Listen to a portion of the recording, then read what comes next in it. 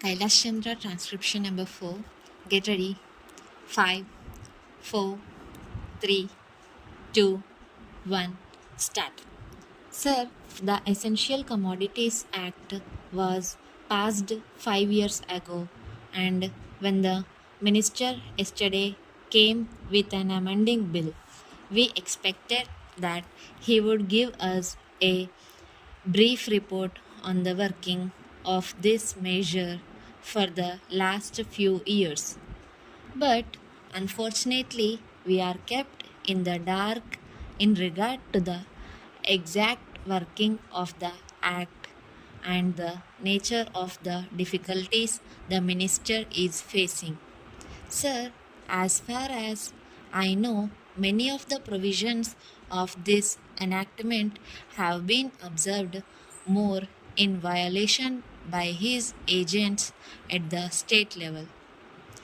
The food minister may be very earnest, may be very able, and may be very anxious to see that the various provisions of the Act are implemented in the most effective manner at the state level, but unfortunately, his agents at the state level are not equally enthusiastic or equally anxious to observe the provisions of this enactment. The most important objectives of this enactment are to control the supply and distribution of commodities and to maintain a stable price level. In regard to both these aspects, I am afraid that the government has failed to realize the objectives in view. Some time passed when there was scarcity of food grains. Attempts were made to make procurement from certain wholesale merchants and from rice mills. In my own state, I know of many instances of such procurement where, after making known that certain things had to be done and certain steps had to be taken by the merchant community, nothing was done later on by the government when they found that these very orders of the government were violated. As a result of the violations, there was a consequent rise in the prices of food grains. In respect of other commodities like iron and steel, paper, etc., we see a lot of speculative activities, but the provisions of the Act have not been brought to bear on them. Perhaps no case of prosecution was launched against those people who contravened the various provisions of the Act. We are interested to know in how many cases the government have taken steps to prosecute individuals who have violated the various sections of the Act. The minister said that the powers under the Act were not adequate. We sympathize with the food minister, but I wanted to know what action has been taken in this regard by the various state governments. In regard to the amending provision, I wanted to know from the minister what would be his difficulty even if minor offences are taken to courts of law. For instance, the Motor Vehicles Act deals with various offences, both major and minor, and various minor offences under the Act are taken to courts and people are prosecuted. What is the difficulty in taking these cases of a minor nature to courts of law?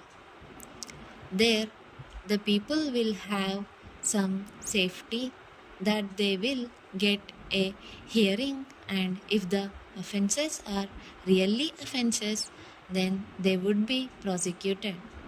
Otherwise, they will be acquitted.